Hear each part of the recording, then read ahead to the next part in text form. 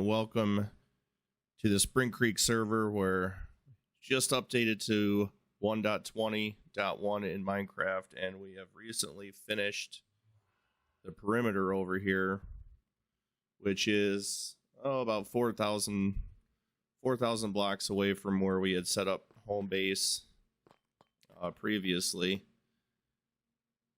I just have this crazy project in mind that I wanted to go over with y'all today, so let's get into it.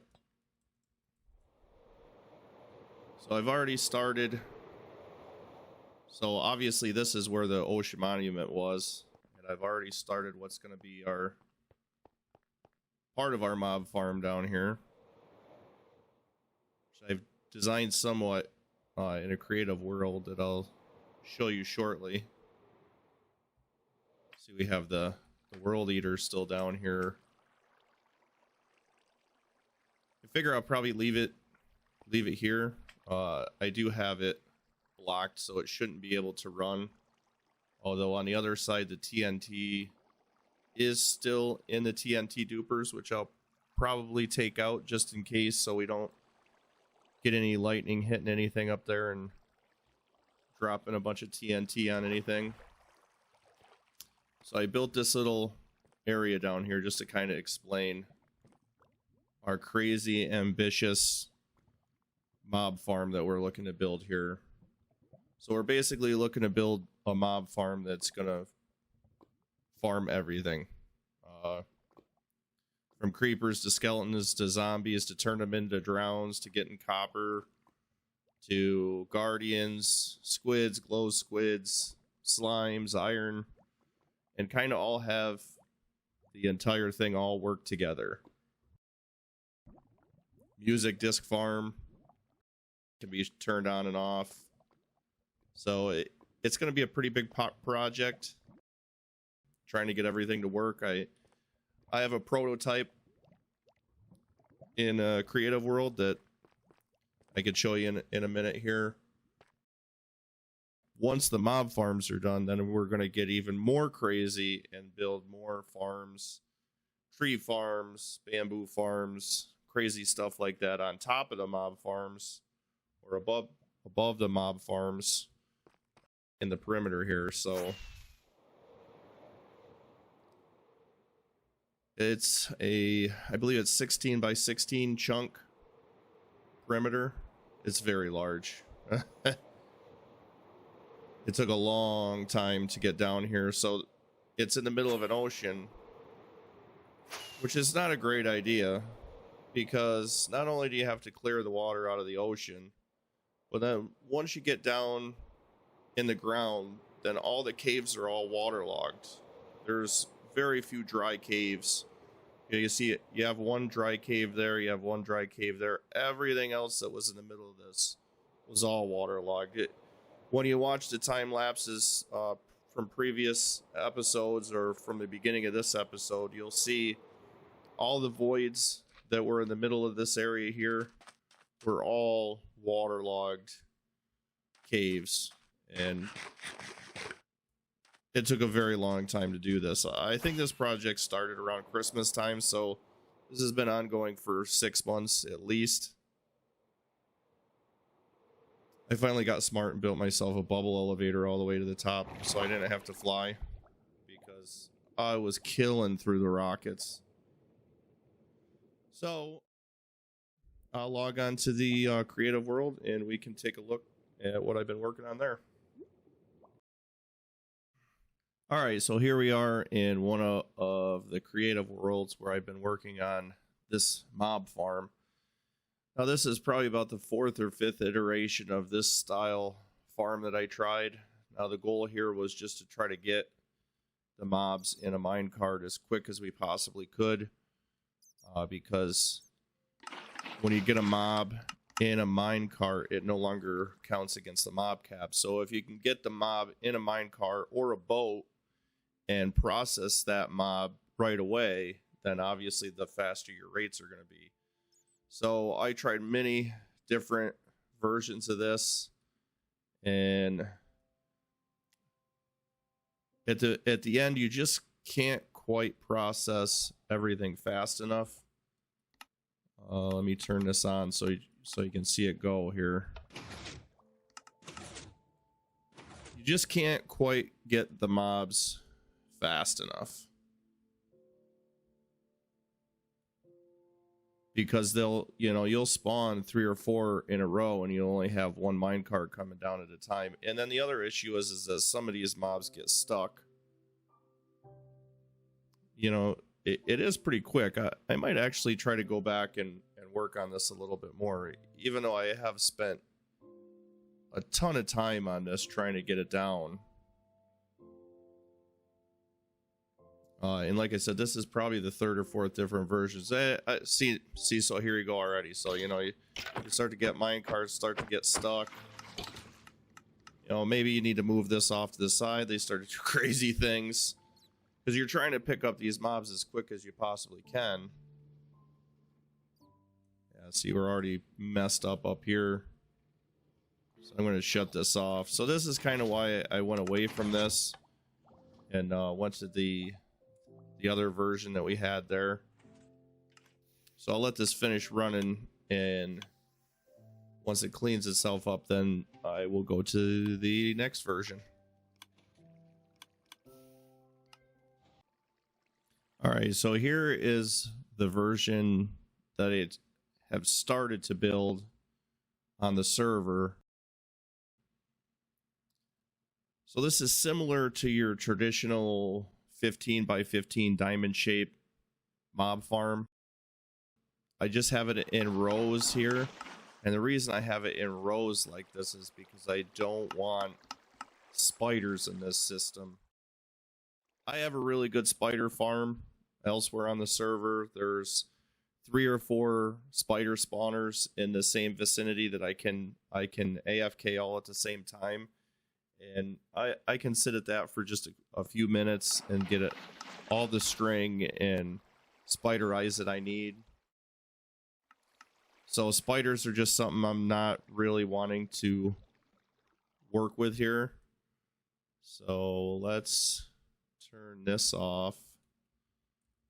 I love the new calibrated skull sensor. I'm just beginning to play with it here on top of the roof to shut the lava off here. So once the lava goes away, we will turn this on so you can see how it works here. All right, now that the lava is gone, we will turn this on so you can see it run and see how many mobs we get. Right away, the very first thing that I need to do when I build this on the server is there's a water layer there that's going to reset the fall damage for the mobs. But of course, when the creepers come down, they don't have enough force yet to pop themselves through if they're on the first layer here. So they'll just sit here and bob up and down, you know, unless another mob comes down and hits them. So you can see, you know, the first run, it works pretty fast, but then obviously it starts to slow down a little bit.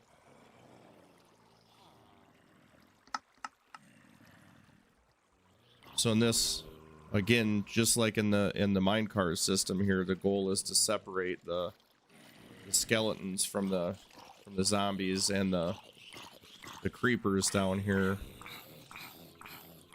So there's also a system in here where if you bring it this way, you can farm music discs that way as well. Right now I just have that bypass. I think the skeleton's probably gone anyway. Yeah, I have to get another skeleton in there.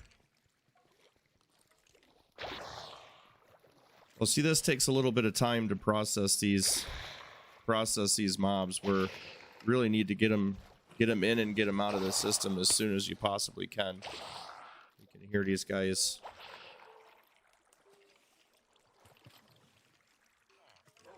You hear all these guys switching over here. You see they're shaking here, getting ready to turn into drown.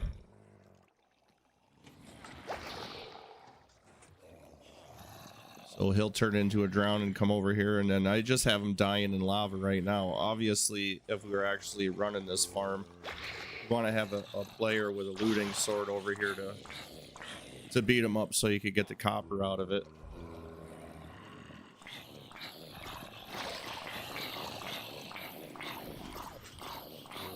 But the cobwebs with the magma blocks seems to work okay to try to get some reinforcements out. And usually they don't die. You can see all the... Already gotten a ton of reinforcements here coming through. So then, obviously you need the villager here for them to aggro on so that they'll call the reinforcements. If the villager's not there, they not call the reinforcements. The other good part about the reinforcements is that they don't count against the mob cap either. And then also underneath here somewhere under here, somewhere in here there is a zombie spawner as well. There it is down here. So eventually, when this is all going on the server, we have to implement this zombie spawner as well, that we were able to save from destruction from the world eater. You can see even this way, this works pretty good. And then the goal also would be to have a wolf in here to chew these skeletons up. Some of them would turn to strays here. Right now I have them falling a little bit too far, I think. They should all turn to strays though.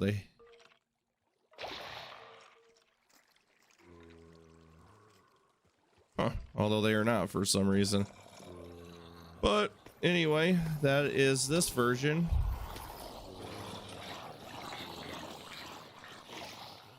And we'll see you back on the server. Oh, here, these ones are turning into strays over here. Interesting. All right, so like I said, here's the start of the mob spawner. Now I've gone one block shorter in on each side, so I think it's only 6 wide instead of 7 on each side, and then I skipped one on each side. So there used to be 1, 2, 3, 4, 5, 6, 7. So there used to be 8 on each side, and then the middle one for a total of 17. Now there'll only be 15. So that's only because the columns here were so far apart that in the middle here you didn't get enough light from the lava running down to make it unspawnable then. So we definitely want to be able to turn the farm off when we're not using it. So that's why we did that. So I think what I'm going to do now is I'm going to go back and see if there's anything that I can do with the version where we're using the mine carts, because the goal of the farm is to make something huge, unique, different, you know, cool, something that hasn't been done before. So I'm just going to go back, see if I can do anything with that. This system here though is still interesting and unique. I don't know if it's ever been. Here I am thinking in a creative world, and I just start dropping down thinking I could stop it from going, and nope. Then of course the other problem here is that one of these chunks in here is a slime chunk too, so we're gonna have to slab anything off there so that these guys don't spawn, or put glass there. That's a pain in the butt, but it is what it is. We'll farm the slimes up too. So but for now, I'll leave it at that. Thanks for watching, and we'll see you in the next one.